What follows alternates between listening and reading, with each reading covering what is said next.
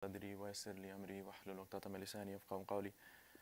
Inshallah, today we'll be focusing on some of the names of Allah subhanahu wa ta'ala to do with His forgiveness. One of the beautiful aspects of the Quran is if Allah subhanahu wa ta'ala deems for something to be important, He uses different names for it and different concepts to talk about the same thing. So when it comes to forgiveness, and this was also part of the Arab culture, for example, horses and swords and other things in the culture was very prevalent. So they will have multiple names for these things that were the part and parcel of the society and was used a lot. So in the Quran, we know that the Day of Judgment is very important, and there's over 25 different names for the Day of Judgment because it's an important concept. So when it comes to the forgiveness of Allah subhanahu wa ta'ala, He didn't just limit it to one of His names, but He combined it with multiple names, and then He also beautifully connects one name with another name to give a wholesome understanding of His names when it comes to His forgiveness.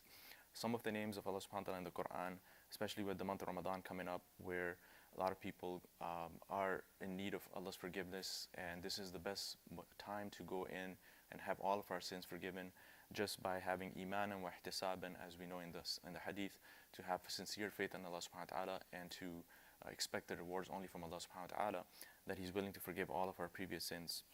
May Allah subhanahu wa ta'ala make us those who enter the month of Ramadan with that ability, and to allow us to focus and get all of our sins forgiven. Ameen Rabbil Alameen.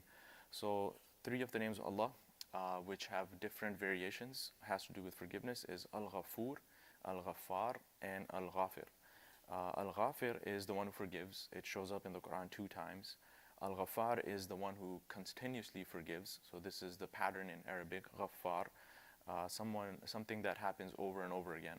So that's a higher level of forgiveness. Al-Ghaffar, mentioned 5 times in the Quran. رب السماوات والأرض وما بينهما العزيز الغفار, Surah Sa'd. And then we have Al-Ghafur, even a higher. So this has to do with the depth of His forgiveness. Just like we have Ar-Rahman, Ar-Rahim, both have to do with mercy, and it's translated as the most gracious, the most merciful. But a lot of times people don't really know what gracious means, right? These are words that are not common. So what it really shows over there as well is someone who is having mercy on you, and the depth of that mercy, i.e. that He's having mercy on all of His creations, whether they are the worst of the disbelievers, they still receive Allah's mercy in this world, but there's going to be special mercy only for the believers in the next world. So this is how you'd understand Ar-Rahman Ar-Rahim. Same with Al-Ghafur is the depth of Allah's mercy. So Allah is forgiving the disbelievers, right? As we know in a hadith, that if this world meant something important to Allah subhanahu wa ta'ala, even as much as the weight of the wing of the mosquito, that Allah would not give even a sip of water to the disbelievers, right? But they're roaming around, they're oppressing people, they're destroying this world, and people might wonder, why is it that they're allowed to do this? It's because Allah is giving them their respite, giving them a chance to return back. But that does not mean that Allah is not Al-Aziz. And you're going to see that Allah uses that name with His name Ghafur. Now, Ghafur is mentioned 91 times in the Quran. So imagine how much time Allah is reminding His creation, do not lose hope in my forgiveness. Nabbi ibadi anni ana al-Ghafur rahim.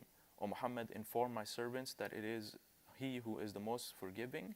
Not only does He forgive, but then He returns that forgiveness with mercy. So with the humans, this is not something you find common, where someone forgives another person, but then also is very merciful to them. There's always something that, this formality that starts to occur.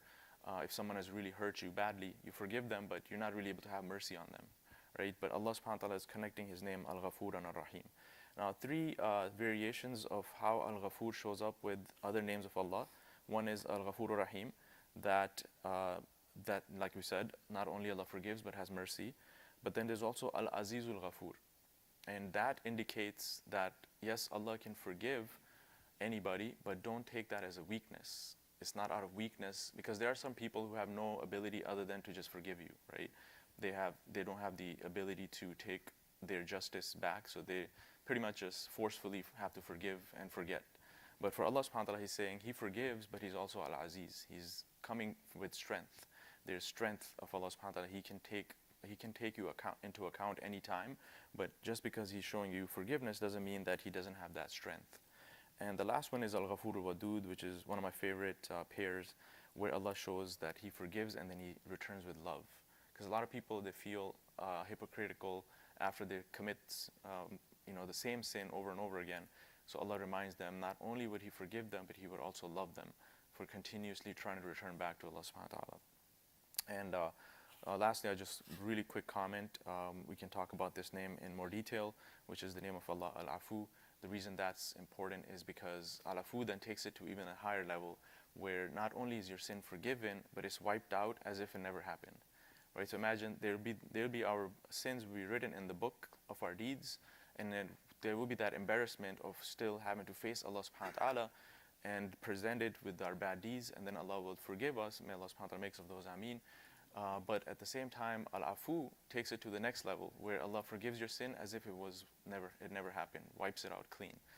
So that name is going to be something we're going to use in the month of Ramadan. Allahumma innaka afuwan tuhibbul afwa fa'fu anni.